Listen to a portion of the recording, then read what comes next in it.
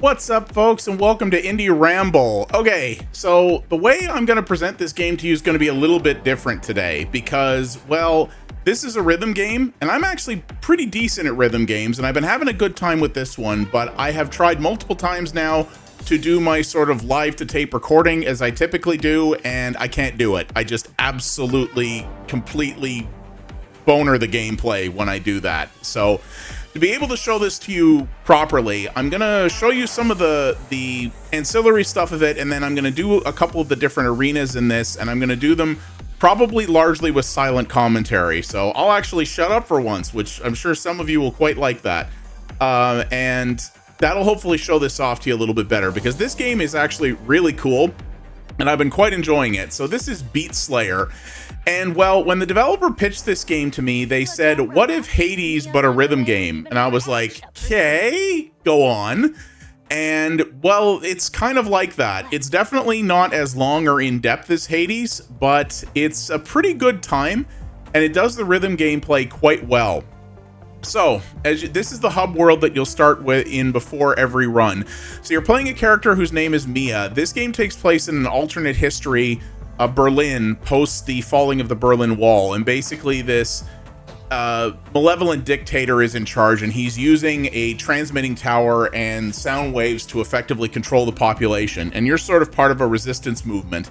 But this guy has also kidnapped your brother, and the story of this is you're trying to get to him to get your brother back, but there's more to it that you're going to learn about as you go, I'll put it that way.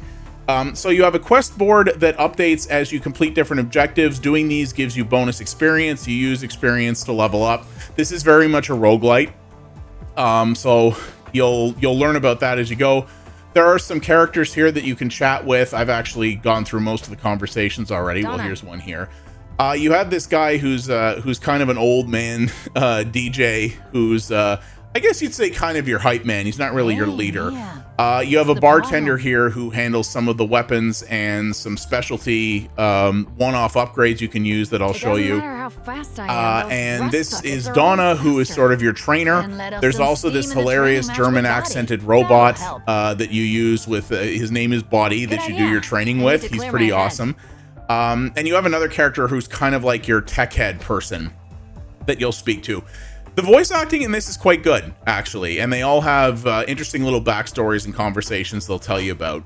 So, in between runs, the bartender here makes various different concoctions that give you bonuses for your next run. You can only equip one at a time, so you can pick the one you want.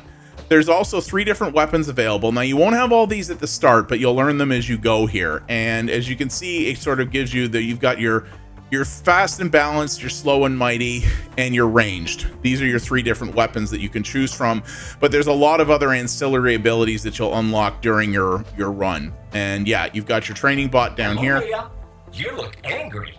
How can Body cheer you up? I'm not angry, just disappointed. Is disappointed worse than angry? Now there's a philosophical question for the ages, am I right? Yeah. Especially when you're disappointed with yourself. Wanna dance? Probably true. So this allows you to work on your basically your timing. You can already see here the game is like saying, hey, I see you suck at this, would you like some help? And yeah, that's the way it happens when I have to talk over the gameplay, but I've actually been playing this pretty well. And then you can spend this XP that you've gotten on these different upgrades here. So there's a bunch of static ones like recovering health after each fight. You can give yourself a certain number of free revives basically during the game, which is kind of handy. Your maximum health, and there's also some other effects here which is interesting. You can level up how strong these are, but you can only choose between one of these. In each of these different categories here, you can only choose between one of the 3 upgrades, but you can rotate them in between runs, which I think is a cool way to do an upgrade tree. I kind of like that, actually. I think they did a nice job with that. And there's a fair amount of, you can tune yourself so that it'll give you more of a different kind of upgrade during battle if you want, things like that. I like it. I think it's a nice system. And then here's your other character here, which is kind of your tech person, Selen, who, you know, I like the fact that she's got like a streamer mic, but also a bunch of old CRTs. Like, that's kind of sick. I like that. I I've never heard of anyone who could hack into the DNet. But basically, she's the person who facilitates the special system that allows you to come back here every time you fail a run. They kind of write that into the story, which I like. So, all right. So now I'm going to shut up and start doing this here. So I'm going to do an arena or two and so you can see the gameplay and how it goes when I play competently. Go.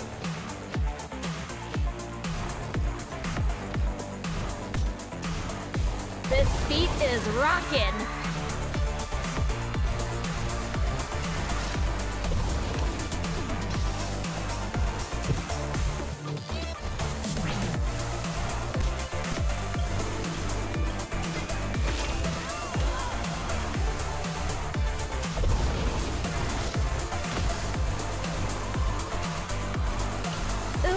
I killed one again.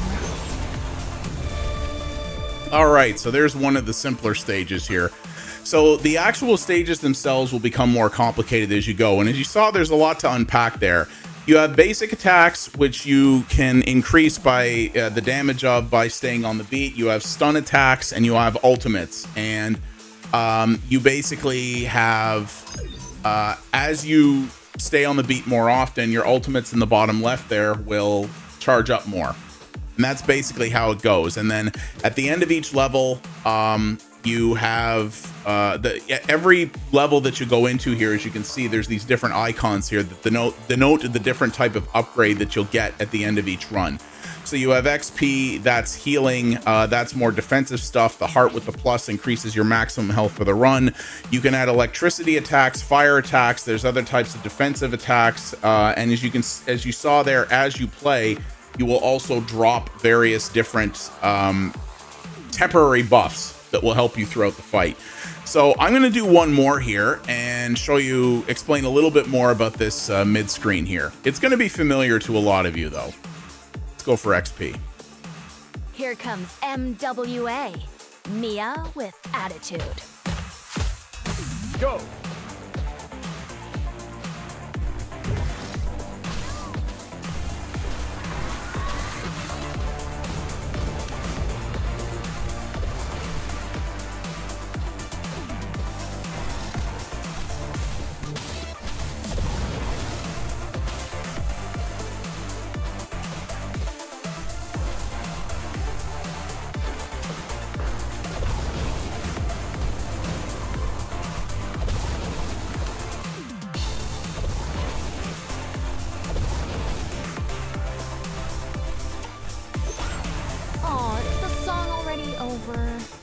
There we go. Now you're going to notice a couple of interesting things about how the rhythm works in this. Now you may see that for every beat, I'm doing this. I'm doing the dash. You don't actually have to do that. You can just walk around like this and you won't lose your beat combo that you've built up. So I do that because it's a quicker way to move around, and I find I do stay on the beat better. And you will get a bigger beat counter, but it doesn't matter necessarily if you do that or not. You'll lose your beat by going off the rhythm too often or taking too much damage. Those are the main ways to do it. But I personally find using the dash constantly like that is very helpful. There's also that thing called the Tanzrauch. I'm sorry, I'm butchering that. It's a German word. And basically what that is if you keep a combo going long enough, your damage output goes up. And you want to try to maintain that as long as possible because you lose it when you break the combo. So there, and as you saw there's the stun attacks and the ultimates, and enemies of various different types will spawn in different quantities, and you've got to crowd control. That's how you have to do it. Now, you'll come back here in between each round. Now, I'm going to say the one thing that I find a little bit weird about this map is you can see here there's very few opportunities you have to actually choose what path you go on. But in between each level, it brings you back here and makes you hit the go button to load in the next map as if you had a choice in the matter. I'm going to start like you can only pick your path once or, a couple of times, well, more than a couple of times, but very small handful of times over the course of a run. So I'm not really sure why it doesn't just automatically move you to the next map and move on. It feels like it slows down the pace a little bit, if you ask me. Very minor thing. I haven't found that it's really impacted my gameplay much. I've just noticed that. I'm kind of sitting here at the screen going, well, I literally can't go anywhere else, so why are you giving me that option? It's a little strange. As you can see here, because I did try to do this, starting to feel the rhythm. I did try to do this arena here while talking. I didn't do too badly, but you can see if you go off the beat too often, it will try to kick on assists. There are accessibility options here that you can turn on to try to help you a little bit. Yeah, beat help. This is what you can do. So you can have the metronome and the screen border are dynamic. That's a fancy way of saying we'll only turn on if you suck. So I guess I could turn those off if I wanted to, but there are some nice assists in here for people. You know, some people just don't have good rhythm. I'm kind of surprised that at 45 years old, my rhythm is still as not terrible as it is. So, you know, but that's a thing that you can adjust, which is very nice. The only thing I'm going to say that I wish you could adjust in this, I actually generally like the dialogue. The voice acting in this game is pretty good, and I like the characters. I generally like most of them. The only thing I don't like are these constant one-liners that Mia is spouting off during the battle. They're really cheesy, and they're designed to be endearingly cheesy, which I can appreciate. Until you've heard them like for the 50th time. I wish you could turn off or turn down the frequency of those one-liners without actually turning off the dialogue entirely. Because I actually like the voice acting and I do like the characters. I find Mia's one-liners get really grating after a while, and some of them are pretty cringe. So that would be the only thing I'd maybe request that ByteRockers give as an option in a patch, is a Mia's one-liners bar. Maybe something like that. Damn, so okay, now I'm starting to really suck at this, but so you're getting the idea of this here. And basically this actually isn't a super long roguelite, which is another reason the Hades comparison falls apart a little bit, just because it is quite a bit shorter. I think I've only done about a dozen runs so far over a few hours, and I got myself to what I think is the last section of the game. So I've beaten multiple bosses, and I was going into Dietrich's tower, which is the bad guy. Now there may be more than that, but I read a couple of Steam reviews that said this is an average of about a 5 to 7 hour game. Now, don't think I'm stating that as a fault. You know, as I get older, I've been appreciating being able to play a larger amount of different games that aren't as long. And much as I love games like Hades and roguelites in general, some of them are really friggin' long, man, and really friggin' grindy. And this one doesn't feel that way. You know, unless you have really bad rhythm, I feel like this one is a little bit more manageable in terms of what it demands from you and the amount of time it's going to require to see it through. If you need to or want to, you could grind out all the upgrades if you really wanted to. Absolutely could. But it's feeling, at least at this point, like that's not going to be necessary. I will say, when I got into the last zone, without spoiling anything, the levels in the last zone do not screw about, and I got in there and got my ass kicked pretty quick. But I'd also had a very long run that gave me a lot of XP and the ability to buy a lot of stuff, a lot of upgrades. And I feel like if I had only a couple more runs like that, I'd probably be powerful enough to be able to bash my way through it. But that said, it could get a lot more tough, and the final boss in this could be a real doozy. I haven't actually gotten there yet, so, you know, that's just something to consider, that if you're a person who normally expects a roguelite to be able to last you 20-30 hours, this one's probably not going to do that. But to me, I don't mind that. I like the fact that it's a tighter experience that's focused more on not being a massive grind, but just having a really enjoyable gameplay loop that you don't have to spend a huge amount of time getting extremely good at. So I appreciate that about it. Another thing I appreciate about it is You guys have heard me rant in other videos about how one of my biggest pet peeves with games is games that don't, unless it's really baked into the core of their design, I don't like games where hazards in the environment or attacks from enemies are something that's immune from the enemies. In other words, well, here's a good example right there. This is one thing I love about this game. See that robot that sent off all the explosives? And a bunch of enemies ended up being where they landed. Those enemies took damage from it, and the same amount of damage you would have taken. And that is fantastic, because that not only means that the game isn't playing unfairly, but it also means that when you're trying to do crowd control, if you're really, really good and really, really observant, you can take advantage of some of the AoE attacks that various enemies generate and actually have the enemies take each other out as part of your gameplay. Love that. Far too few games do that.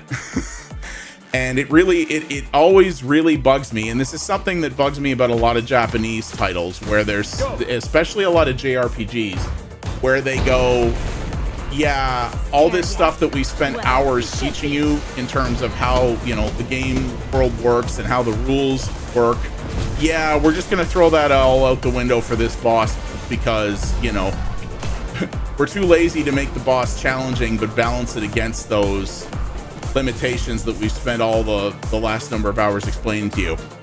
This doesn't do that. This goes, yep, the enemies can do to themselves everything they can do to you. Love it.